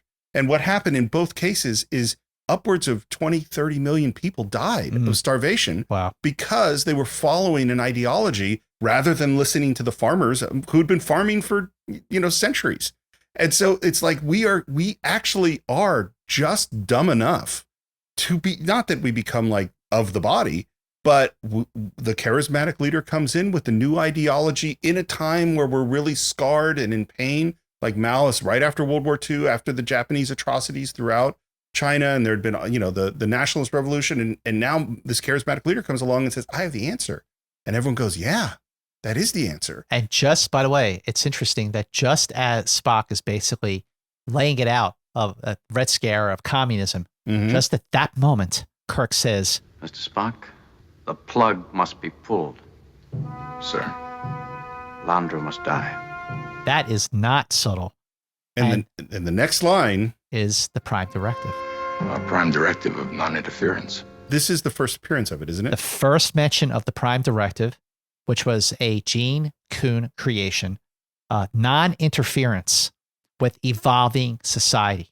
And this is a Prime Directive that Kirk immediately decides to break, something that he would break many times and make a career out of violating through his own reasoning, because in this case, just like with Val in the Apple, right, this is not an evolving society. This is stagnant. It is a study of a culture in arrested development.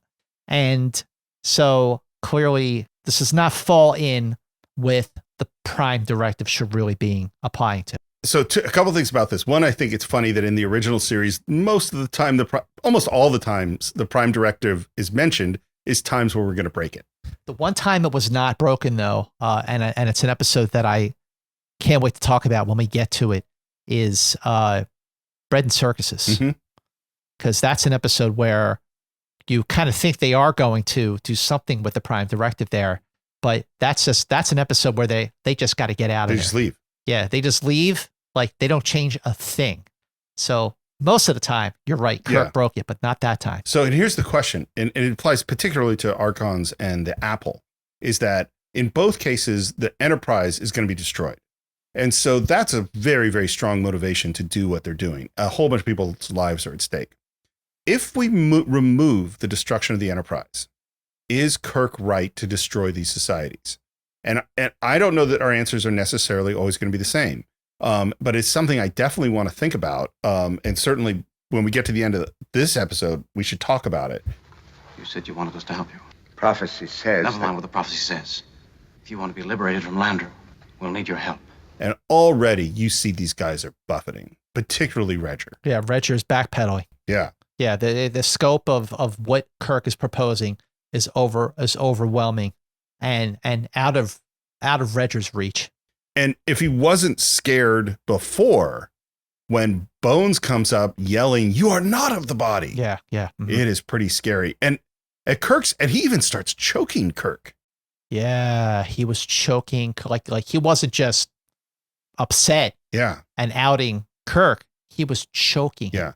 And Kirk doesn't want to hurt him, but eventually we take out McCoy, and then we hear the lawgivers coming. I love Spock and Kirk on either side of the entrance. And in come the lawgivers, and Kirk karate chops his guy out, and Spock punches the guy. So Kirk says... Isn't that somewhat old-fashioned? And as it turned out, that line was not scripted. It was ad-libbed by Shatner. It makes the moment. If you didn't have that line, because what that is the actor speaking what we're thinking. So there's do you know the expression "hang a lantern on it"? No. This is a Hollywood writing expression, which is that I have something that's unusual in my story. And if I just leave it there, everyone watching it is going to bump on that. They're like, well, that was unusual. That didn't quite make sense. And so what you do when you hang a lantern on it is I point out the thing that was unusual and then you accept it. So here, an example is I'm doing a romantic comedy and I got two characters, and the guy in Los Angeles is getting on a plane to fly to New York to tell the woman he loves her. And the woman in New York is getting on a plane in New York to fly to Los Angeles to tell the guy that she loves him. And they both change planes in Chicago, and they are both rushing through the airport, and they both happen to bump into each other, the exact person they were going to see, and it's a romantic moment and they kiss. Now that is a ridiculous coincidence, right? So what you do is you have one of the characters say, "Oh my God, what are the odds? I was coming to see you. I can't believe this happened." You just hung a lantern on it. Is that you pointed out that this was a weird thing that happened, and then the audience goes, "Okay, this is hanging a lantern." Good to know. I just learned something. Where is Landru? And these guys are scared. No. And we call up to the Enterprise, and things are bad. The orbit's still decaying.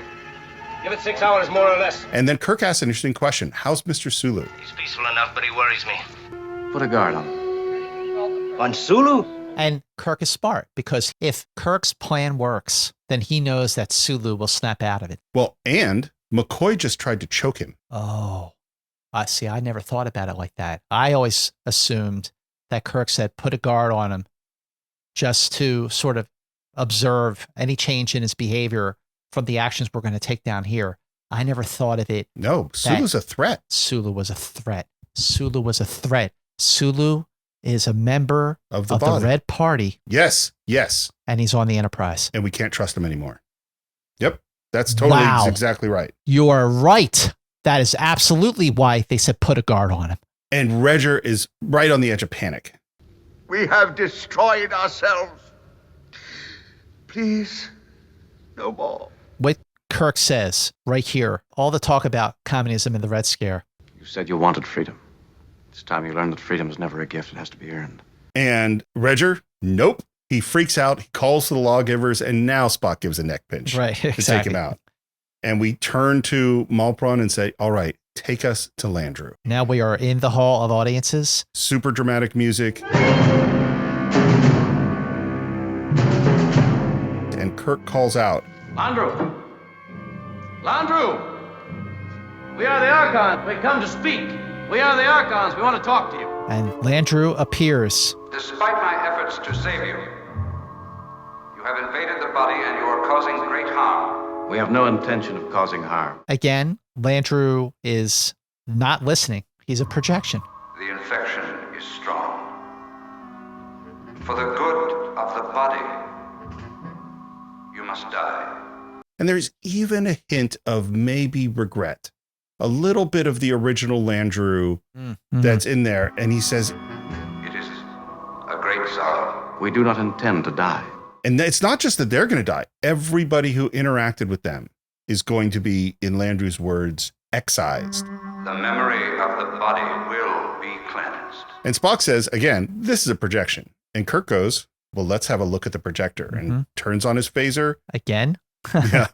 It busts a hole in the wall, and there we see the true Landru. The true Landru is a computer, just like an episode of The Twilight Zone. Yeah. Right? Yes. Same revelation in the same way. You know what else it is, by the way? This is the Wizard of Oz.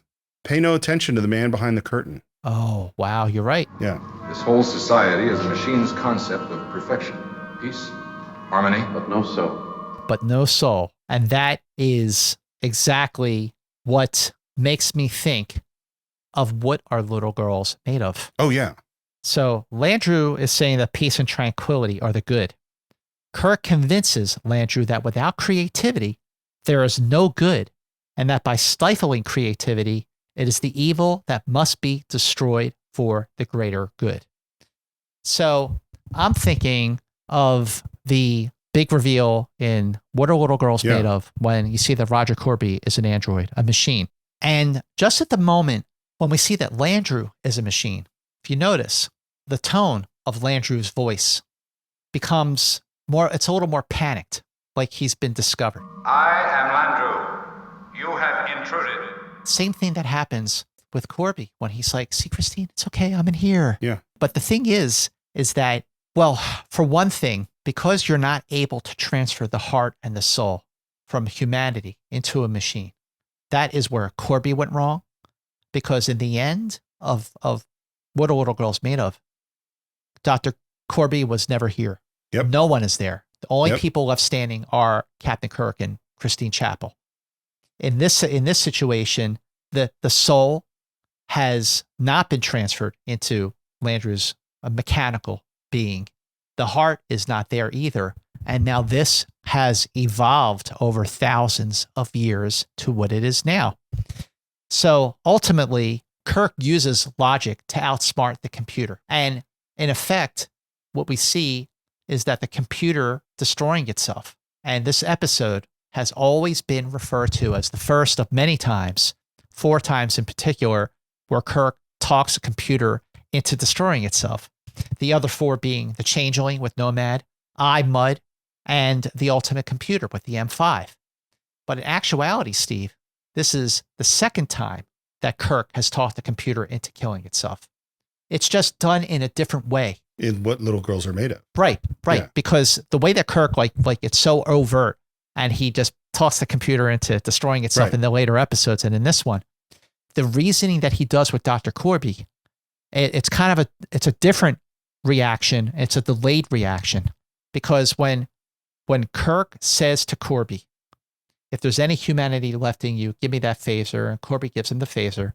And Andrea is in the room. Yes. And Andrea is acting on her feelings that she is not that don't she quite can't handle, compute with yeah. her. She can't handle it. So when they kiss, who pushes the trigger on Andrea's phaser?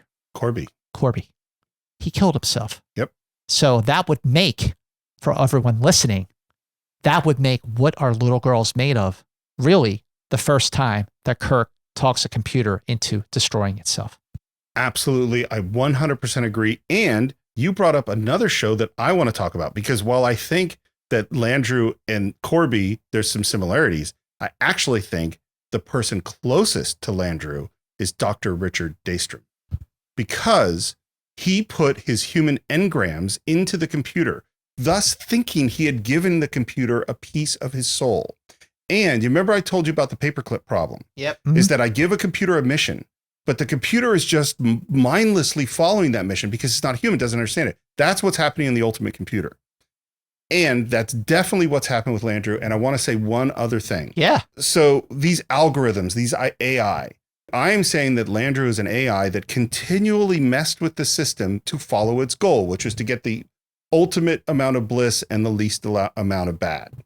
Well, today we have algorithms that one could say they have done massive, massive damage to our world, because the algorithms used by social media and by YouTube are algorithms whose purpose is maximize screen time, maximize attention. And so what they do, and this is true on Facebook, it's true on YouTube, is they are watching you as you look at stuff, and they are seeing how long do you spend looking at that post, at that ad, at that image, at that video. And the mission that the programmers have given the AI is maximize that.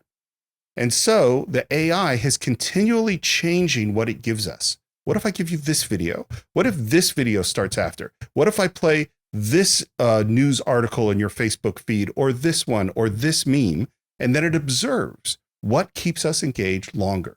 And what all of these AIs discovered is more extreme things keep us engaged longer. Wow. The more extreme it gets, the more you go into conspiracy theories and intense racism and violence and all these things. And because this artificial intelligence knows who you are and knows who I am, is it's not just giving everybody the same stuff. It is directly figuring out, what does a person who is from Chicago, who's a fan of the Bulls, who went to college but didn't graduate and has 2 kids, what's going to get them to stay on the longest? And so we're each being fed exactly the things that the computer, not a human, thinks will keep us there longer. And those things are, if you look at the world today, if you look at the violence and the conspiracy theories and the hatred between these groups created by AI, just like the world that Landru's computer created. That's amazing. That is amazing. By the way, also, your argument that Landru equals the M5 computer is a strong and valid one, because Landru was preserving himself. What is the M5 program to do in the ultimate computer? Protect. Yep. Preserve itself. And the same attempt to transfer himself into the M5 can transfer the knowledge, the experience, but not his soul and not the heart. I am Landru. Landru died 6,000 years ago. I am Landru. I am he. But also, the way that Kirk tries to reason with Corby, and when he saw the effect of his attempt to reach the humanity of Corby, and the outcome of that attempt to reach the humanity, causing this machine kill itself, that must have stayed in Kirk's mind when it came time to argue and to beat Landru at its own game. The good of the body is the prime directive. Good of the body, Captain. That's the key. I had exactly the same thought. And I also just think, to some degree, his experience with Gary Mitchell, absolute power corrupting, absolutely. And talking to Dr. Daynor. Dr. Daynor. Yeah. And I love to, I think there is a central philosophical question that is asked in this episode that is so important that I don't want to rush over it, which is that Landru says the good of the body is the prime directive. And Kirk steps forward and says, What is the good? What is the good? Oh my God. It's literally a meaning of life question. And Landru is going, the good is the most happiness and the least violence. The good is the harmonious continuation of the body. The good is peace, tranquility. The good of the body is the directive. And Kirk is going, that's not what the good is. I mean, there is a very fundamental statement about what is good. So we never actually see Kirk answer. No. What is the good? He knows what the good isn't. And Yeah. that's why he's able to be successful. You are harmful to the body. The body it exists, it is healthy. The body is dying. You are destroying. But he does not know what the good is. He just knows what it isn't. Well, he does know a little bit because creativity is key. Right. Creativity. And stagnation is bad. Mm-hmm. Well, and he says, What have you done to do justice to the full potential of every individual of the body? I think he does have an opinion on what is the good. Mm-hmm. The full potential of every individual. And that is a very American way of looking at The things. full potential of every individual freedom. Yeah. That is And the good. creativity. Right. That is the Creativity and the individuality and the freedom. And that is the good. That's as close to answering the question of what is the good that Kirk could possibly answer. It is almost as if the needs of the one outweigh the needs of the many. Bingo. Yeah. And here's because what I think the good is filled with contradictions. And that is why we are going to spend our whole lives trying to think of what is the good. And that is why when they leave Lindstrom behind, like the first thing he says is, it's been rough, but that's the good of it. Well, and because I think there are absolutely times where the needs of the many outweigh the needs of the few or the one, 100%.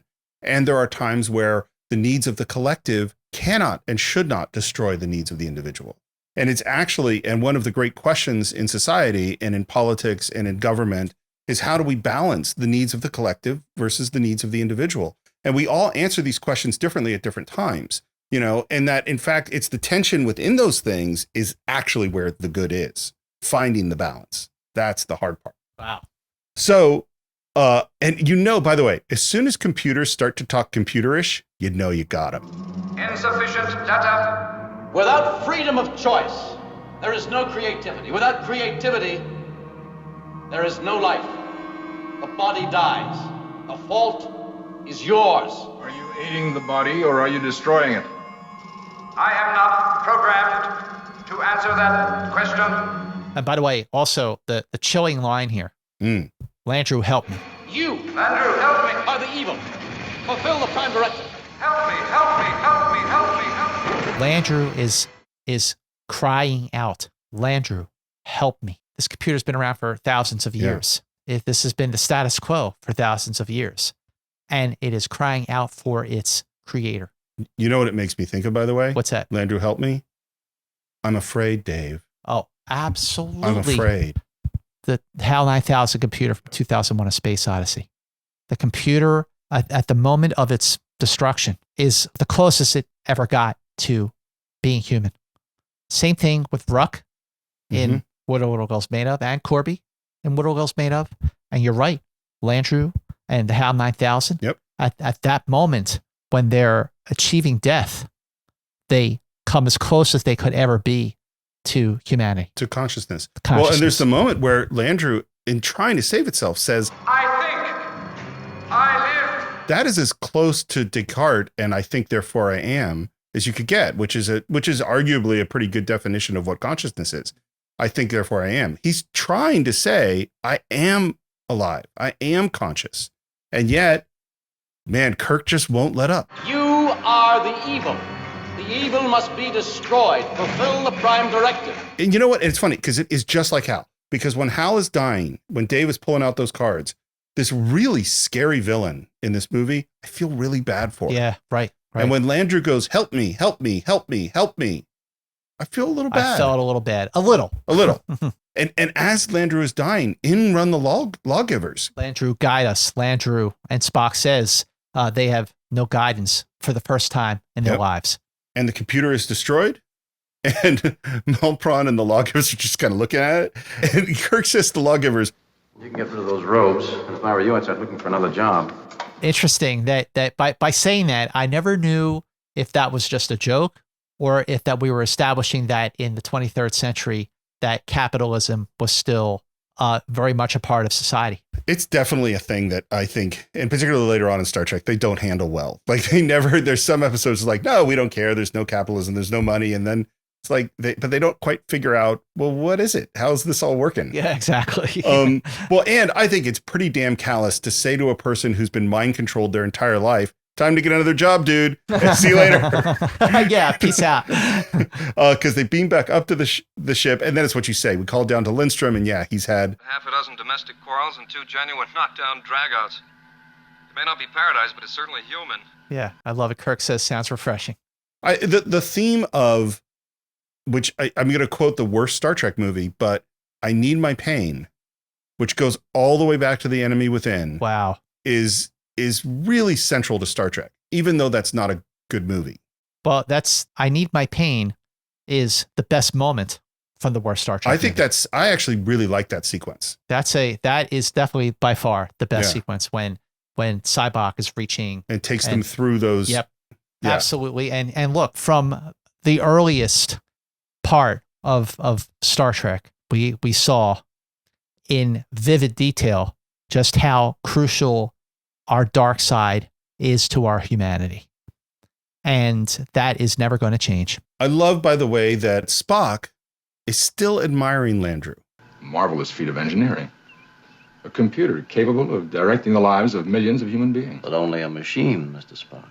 The original Landru programmed it with all his knowledge, but he couldn't give it his wisdom, his compassion, his understanding, his soul. And I love Spock's response, because as much as I want to be Kirk, I'm a lot of who Spock is. You're more like Spock. Yeah. And he says, predictably metaphysical. I prefer the concrete, the graspable, the provable. And, I don't know that we have a soul. I know that we feel that we have a soul. Right. Mm-hmm. But I don't know that we have a soul. And we'll never know if we have a soul. Well, we might, if I, who am an atheist, am totally wrong, and we show up in heaven in an afterlife, well, then we probably do know that we have a soul. Yeah, that's we're going to find out the hard way, basically. And then this is a good Gene Coon end, I think. You'd make a splendid computer, Mr. Spock. That is very kind of you, Captain. That's a great That's joke. very Gene Coon. And we even have one more. How often mankind has wished for a world as peaceful and secure as the one Landru provided. Yes, and we never got it. Just lucky, I guess. Just lucky, I guess. That's I Need My Pain, man. Yeah. That is beware of utopia. Beware of utopia. In a couple of episodes, we're going to talk about this side of paradise. Yep. And granted, the paradise in that episode was not manufactured by a machine. It was manufactured by the spores. And it's very different from what we see on this. Very planet. different. Yeah. Very different. Look at the paradise manufactured by the machine, and look at the paradise manufactured by basically another life form. Yeah. And both cases, it was not an organic paradise manufactured by humanity itself. And as a result, it was not something we could live with. So we've reached the end of Return of the Archons, but I want to ask you this question. If we remove the threat to the Enterprise is going to be fine. Kirk and Spock and all the land party, including O'Neill, they can all get away. Sulu and McCoy, they're going to be fine. Are they right to destroy Landru, or should they leave it alone? They should. They are correct in destroying Landru for the same reason that they were correct in destroying Landru all along. The fact that the Enterprise was in danger sped up the process. Right. It created a race against time to accomplish this, but it was still something that needed to happen. It is just like with the Apple. It was a stagnant society, manufactured paradise by an artificial intelligence, and it was not going anywhere. I 100% agree about Landru. I think that he should be destroyed. I think it's not just that it's stagnant. This is a whole bunch of mind-controlled automatons who are then forced to rape and attack each other at some relative amount of time. They have no freedom. They have no lives. There's no sense of true happiness or joy or individuality. So yes, we got to pull the plug on Landru. I don't agree about the apple. See, I agree with you. I think we'll have to get there and watch it again because it can be real different watching it for the show. Okay, well, you're right. First of all, the quote unquote paradise manufactured by Landru and the paradise manufactured by Val, they're two different very things. Different. Very, very different. The paradise in the apple is much more of a paradise because those people seem happy. They seemed happy. Spock even says these people are peaceful and they are happy, but they're not growing. And I think you're right. The need to destroy the Enterprise. If you take out the Enterprise, I think, well, because it also brings up, and you know what? We're going to do the apple. I haven't watched it in a long time.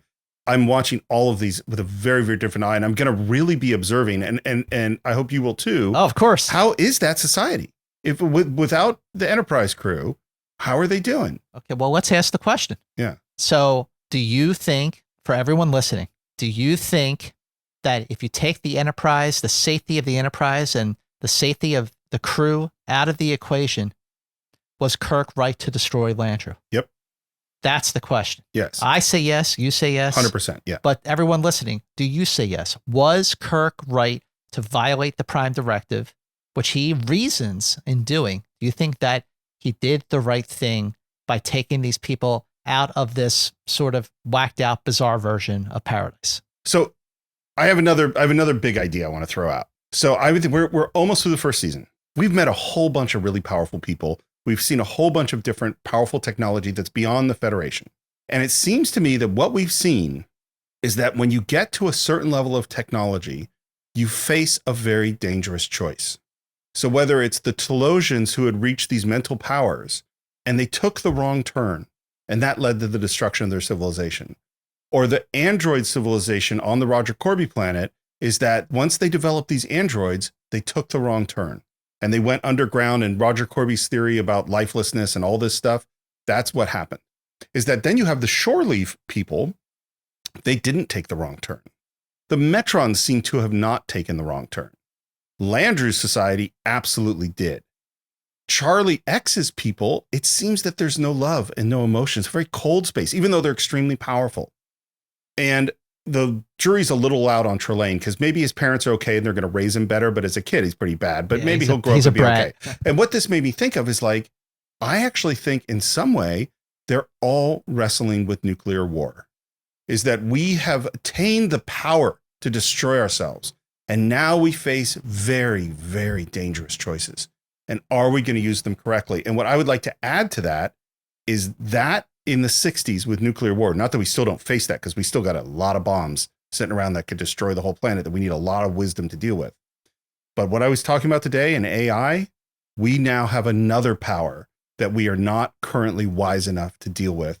And much like the Telosians and much like the world of Landru, all these places, we need to handle this stuff right, or we're going to destroy ourselves with this technology we've invented. This is a theme that has been played out, that has been examined many, many times in Star Trek. And whether you're looking at the technological power, like what we see in Return of the Archons, or an organic power, like we see with the Telosians, no matter what, the lesson is the same. Yep. That absolute power corrupts absolutely. And also that we will destroy ourselves if we do not have the wisdom to understand and use the technology as it continues to advance and progress. Yep. If the technology advances faster and greater than our wisdom to understand how to use it, then we will destroy ourselves. Yeah. And I'm going to add another word because I 100% agree with wisdom. I'm going to add the word that Kirk uses in Where No Man Has Gone Before. Compassion. Compassion. If all else, God needs compassion. Yep. That's right. Yeah. Wow. I just think that after this conversation, I did not think it possible for me to have such a deeper appreciation for an episode, even though I have had deeper appreciations for each and every single episode that we have discussed, even the alternative factor. The alternative factor. But definitely like an episode like Miri is another one that I just had a much deeper appreciation for after we discussed it. But Return of the Archons, I came into this discussion not getting like the need for festival. And I now get it. I now understand why it was there. And for that reason alone, to learn something new, to have a different perspective, a fresh perspective on an episode that I've seen a million times over the course of basically my entire life, that makes this not only one of the most rewarding conversations we've had on Enterprise Incidents, but it makes me love Return of the Archons a whole lot more. When I said at the beginning of the episode that it was a big swing and it didn't quite knock it out of the park, I actually think it does. I really found so much. I mean, those of you who are listening don't know that when Scott showed up, I was like, I'm not done yet. I have a lot more to do in my notes because there's so much here. Yeah, there's so much going on in Return of the Archons. And like, if you really, really, really think about it and think it through, like we definitely have, I think that the answers are all there. You just really, really have to think about it. And whenever you're watching entertainment that really challenges you in the way that not only Star Trek has done, but that this episode in particular has done, to see it in a whole new light, like we are seeing every episode that we have talked about, because just in the last year and a half since the beginning of the pandemic, the way that the world has changed in so many ways, and that certain episodes are more relevant and resonate so much deeper. And here's an episode that is just like every episode we discussed. There's so much more there. Like, who would have thought that this challenging show would just reap so many rewards and hold up under such deep scrutiny and be so provocative. And for everyone listening, we hope that you are enjoying our deep dives on Enterprise Incidents. And Steve, where can people follow you? Well, they can follow me at SR Morris on Twitter, SR Morris1 on Instagram. Of course, they can go to our Facebook page and do a search for Enterprise Incidents. And that's where, I mean, it's not just you and I that are inspired by this show. It's tens of thousands, hundreds of thousands of people. And we would love to get all hundreds of thousands of people to visit our Facebook page and maybe subscribe to the show on Apple Podcasts or Spotify or Stitcher. On YouTube, you don't get to see our faces, but you do get to leave comments. And we love responding to those comments. We've heard just some great, great ideas, stuff that you and I had never thought about. And we also, of course, want your reviews on Apple Podcasts. You can also follow the show on Twitter at Enter Incidents, on Instagram at the Enterprise Incidents. And Scott, how would people find you? Well, you can follow me on Twitter and Instagram at Movie Mance. And please be sure to share Enterprise Incidents with fellow Star Trek fans, whether they are diehard TOS fans like you and me, or they are more casual Star Trek fans who maybe they loved Voyager was their best show and they're not that familiar with the original series. Well, here's an idea, and here's something that a lot of listeners are doing.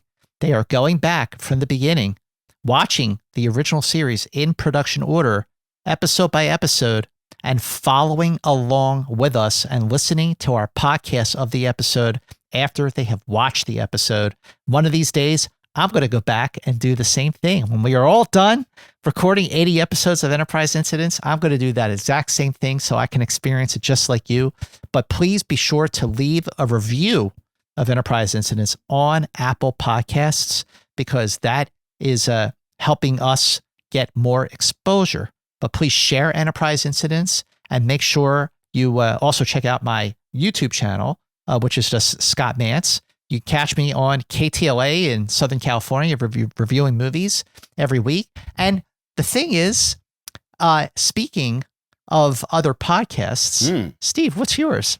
My podcast is The Cinephiles, where every week we do a deep dive into movies the way you and I are doing deep dive into Star Trek. And if you like movies about artificial intelligence, then maybe you might want to check out our episodes on The Matrix, or on one we mentioned here, 2001: A Space Odyssey, where I had Scott Mance as a very, very special guest. And even films like Dr. Strangelove is another film that I feel relates to some of the things going on in Return of the Archons. Well, I'm glad you brought up The Cinephiles, which, by the way, I've been a guest on The Cinephiles, I think like 6 or 7 times.